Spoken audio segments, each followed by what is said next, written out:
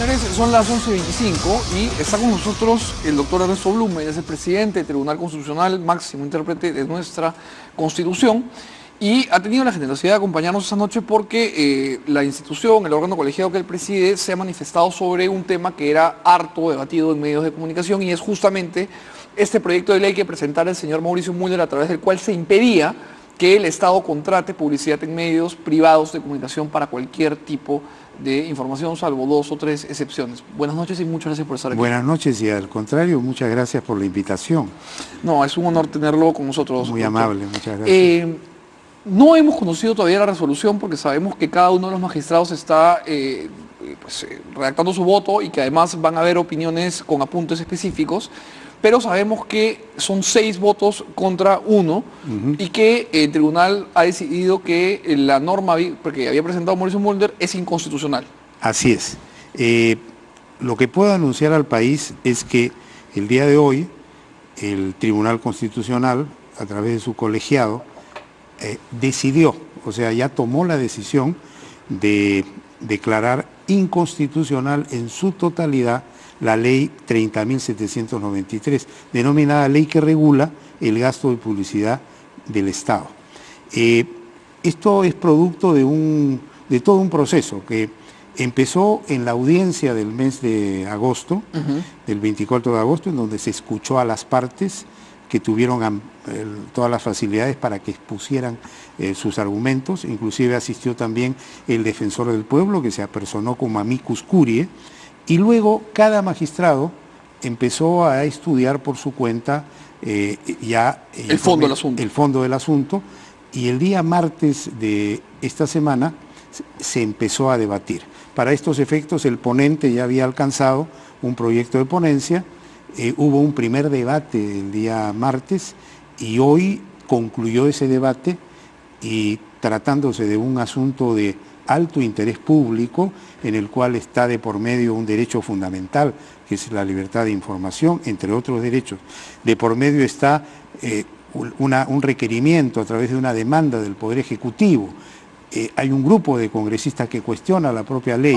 El defensor del pueblo había manifestado interés, e inclusive una universidad, la Universidad del Pacífico, a través de una de sus clínicas jurídicas, el tribunal, en armonía con una disposición del reglamento que le permite priorizar las causas de interés público, decidió hoy día cerrar el asunto. Hemos debatido con amplitud, con bastante altura, como nos corresponde.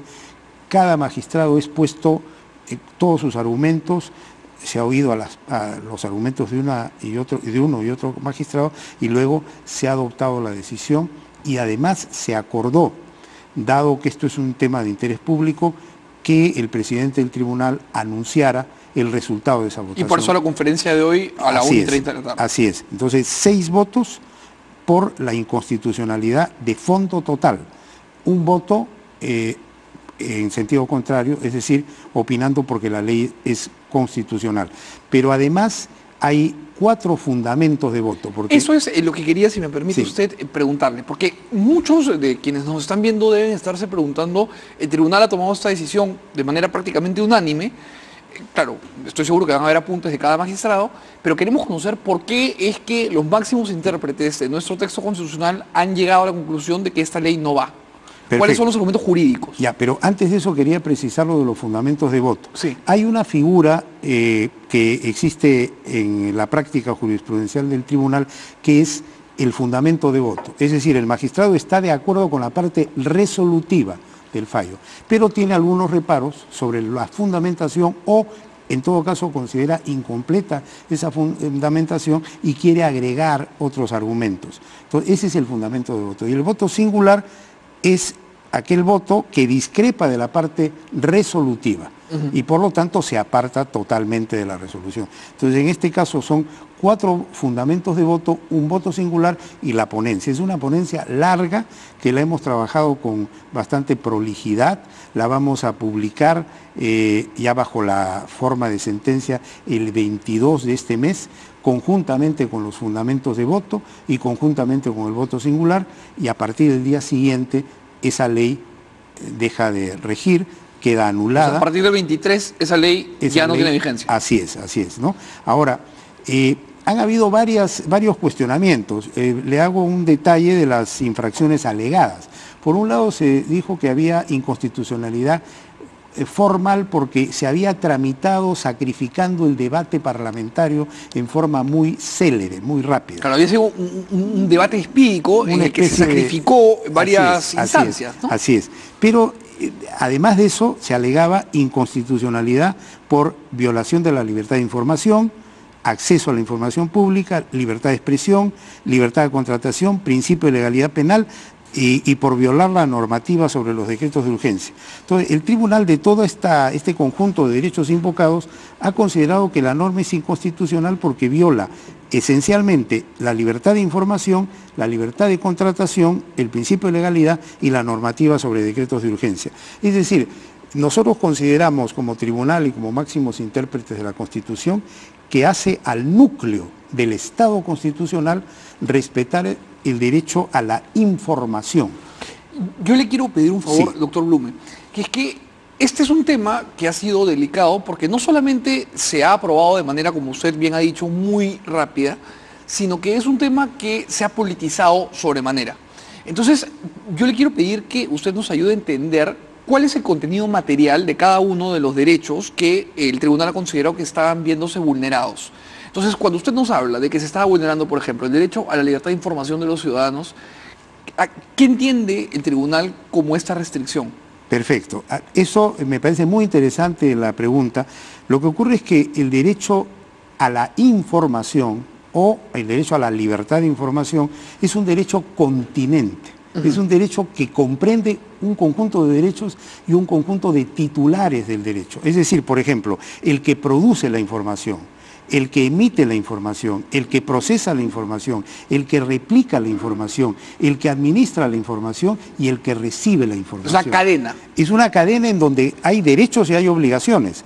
Y la información, desde el punto de vista del que recibe la información, es el derecho a enterarse de todo el acontecer cotidiano que se da en la sociedad, de todas las noticias que se producen. Y en el caso específico del Estado, a tomar conocimiento cabal y completo de cómo se maneja el Estado y cuál es la problemática del Estado y cuáles son los asuntos de interés público. Pero esto juega además con el derecho a la participación política. Claro, porque un ciudadano que no está informado no es un agente político Lógico. solvente. Así es, y el derecho político es un derecho que hace al núcleo de la democracia y que hace al núcleo del Estado constitucional. Y por lo tanto, cuando hablamos del derecho a la información, estamos hablando de un derecho que hace, digamos, como sustento y base de una democracia representativa y de un Estado de derecho. Y por eso lo hemos desarrollado y me gustaría que cuando esta sentencia ya se publique, la opinión pública la revise y los especialistas, porque nos hemos preocupado en desarrollar porque las sentencias tienen también una función de docencia, porque el tribunal sienta precedentes, es un docente claro, en la construcción de un Estado constitucional en la que todos estamos empeñados. Entonces ahí se desarrolla con amplitud este derecho a la información, que básicamente es el derecho a emitir la información y a recibir la información sin restricciones. Y entonces cuando el Estado se autolimita a simplemente utilizar mecanismos de información para llegar a la opinión pública por medios públicos, está sacrificando a la opinión pública de recibir una información y entonces usted a través de los mecanismos ¿En esta línea privados. considera que se atentó contra este derecho? Por supuesto. ¿Y cree que este atentado tuvo como origen la idea de sancionar a los medios de comunicación por asuntos políticos y que terminó siendo el pueblo y la ciudadanía sancionados? ¿Se llevó de encuentro a la gente? Bueno, yo no quisiera entrar a una calificación de las circunstancias y razones que dieron origen a esta norma porque no me corresponde como juez constitucional. Nosotros hacemos lo que se denomina técnicamente el análisis de constitucionalidad, que es un análisis comparativo entre la Constitución y la norma impugnada. Entonces, si esta norma infringe la Constitución, en cuanto a la Constitución, no solamente es un conjunto de disposiciones, sino es un conjunto de valores, principios, instituciones, derechos, es decir, hay toda una filosofía y un telos constitucional, no sé si estoy hablando un poco en difícil. No, teleología es una finalidad, ¿no? Una finalidad. Un fin, ¿no?, que se persigue. Claro, entonces hay todo un contenido constitucional. Cuando ese contenido constitucional es afectado por una norma de inferior jerarquía, en este caso una ley, lo que ocurre es que el tribunal, a pedido de parte, revisa si hay o no ese vínculo, y si la norma es inconstitucional, está obligado a eliminarla. Ahora, yo entiendo que si la norma es inconstitucional, el tribunal pues la descarta, como usted bien ha dicho. Pero ya, esa es una pregunta que le hago como jurista y no necesariamente como miembro del colegiado. ¿Le parece que la norma era proporcional? Porque la norma parte de una necesidad que yo creo que es real, que es que hay que regular cómo se invierte el dinero estatal en medios de comunicación. Pero regular es una cosa y prohibir es otra cosa completamente distinta. Ciertamente. Entonces se está matando una mosca con bazooka. Bueno, mire, lo que ocurre es lo siguiente, que nosotros en esta sentencia no solamente hemos desarrollado los derechos mencionados y por qué ha habido afectación, sino hemos también establecido algunos criterios que eventualmente pueden usarse a futuro cuando se trate de ver este tipo de problemas o regularlos. Por ejemplo, el tema de la proporcionalidad. O sea, tiene que haber un manejo racional y proporcionado en la inversión del Estado en los medios de comunicación privados. Perfectamente legítimo. Evidentemente que, como usted comprenderá, no puede el Estado estar financiando, por ejemplo, el 90% de la facturación de un medio, porque ya eso es desnaturalizar las cosas. Y no solo eso, hay ahí un subsidio hasta ideológico. Así es, así ¿no? es. Eso queda claro. Entonces, eso lo hemos mencionado y tendrá que ya el Congreso y legislar sobre esa premisa. Ver, evaluar, porque ahí el tribunal simplemente hace un conjunto de reflexiones a tomar en cuenta, no está en la parte resolutiva. Nosotros nos hemos limitado a, digamos, extirpar del cuerpo normativo nacional esa ley inconstitucional. ¿Ha usado usted el verbo extirpar? ¿Le parece que esta ley era un tumor?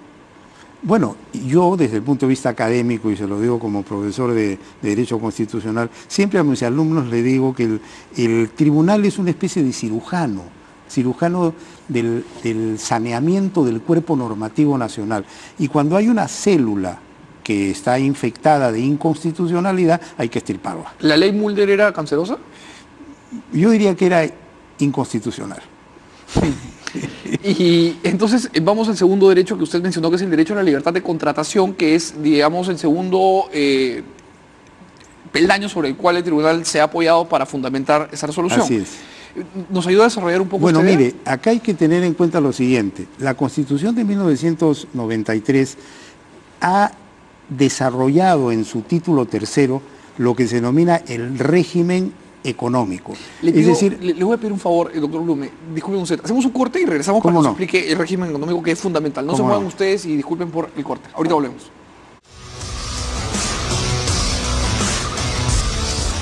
Estamos de vuelta, son las 11:39 y el doctor Ernesto Blume, presidente del Tribunal Constitucional, nos iba a hablar del último punto que queda pendiente sobre la mesa, que es la vulneración al régimen económico que la Constitución consagra. Muy bien. Lo que ocurre es lo siguiente. La Constitución de 1993 tiene una parte importante que es el régimen económico.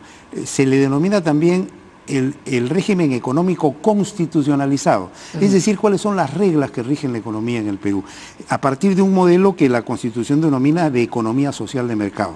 Pero de acuerdo a ese régimen, el desarrollo del país se asienta en la promoción de la actividad privada, la promoción de la inversión privada, el incentivo a la libre competencia, el incentivo a la libre contratación, y el Estado está constreñido a tareas básicas, es potente en lo suyo, pero no más. Y actúa solamente cuando el mercado no cubre una actividad, así ¿correcto? Es, y no debe hacer actividad empresarial que pueda hacer el sector privado, salvo subsidiariamente autorizado por ley expresa y en casos realmente justificados.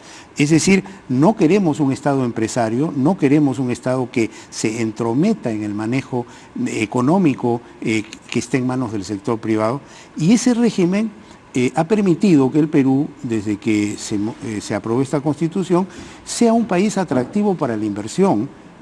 nacional y extranjera. Se ha reducido la pobreza de Se ha manera reducido radical, la pobreza, ¿no?, enormemente. Y mire, yo quiero contarle una experiencia personal. Cuando yo egresé de la Universidad Católica, que es también, entiendo yo, su casa de estudios, sí, cuando egresé y me lancé a la mar como un abogado joven, lo que yo leí en el peruano al empezar cada año era una ley de presupuesto que autorizaba amortizar el servicio de la deuda externa. Es decir, el pago para volver a financiarla, no se pagaban ni los intereses y menos el capital, y esos intereses se capitalizaban y la deuda crecía como una bola de nieve que yo honestamente decía, esto es impagable. O sea, el panorama era sombrío. Y hoy me sorprendo en que el Perú tiene una deuda pública reducida y que es un país visto comparativamente como un país atractivo a la inversión. Y por lo tanto, creo que este régimen económico ha funcionado. Y ese régimen económico pues es incompatible con una suerte de prohibición del Estado que pueda contratar todo lo que corresponde a la difusión. Es un estatismo asolapado, ¿no? Mire, es una fórmula, yo diría, que no concuerda con ese modelo, constitucional. Y bien, qué mal este modelo del que usted habla nos ha permitido llegar a la circunstancia en la que estamos hoy, que es la primera vez en 200 años de República que tenemos más dinero que deuda. Así o sea, el Perú podría mañana pagar un cheque con deuda. Y además estamos viviendo, mire, yo a pesar de todo este panorama tan complicado, soy optimista respecto al Perú y se lo digo brevemente. Tenemos un cuarto de siglo en democracia continua. Tenemos desde el segundo gobierno de Fujimori 7 presidentes electos o que se han sucedido en el mando presidencial por los canales constitucionales. Tenemos 38 años de vida democrática local sin interrupciones. Es decir, estamos avanzando. Eso era imposible antes. Y es la primera vez que un vicepresidente asume y hay, digamos, hay un florecimiento republicano que esperamos. Y a pesar de todos los conflictos y que a veces decimos que qué barbaridad, yo sostengo, el sistema constitucional y democrático tiene los mecanismos para salir adelante y nunca debemos apartarnos de ese camino constitucional. Bien, doctor, muchísimas gracias por haber venido. Ha sido muy ilustrativo y muy generoso en su tiempo. Gracias por venir. Gracias a usted.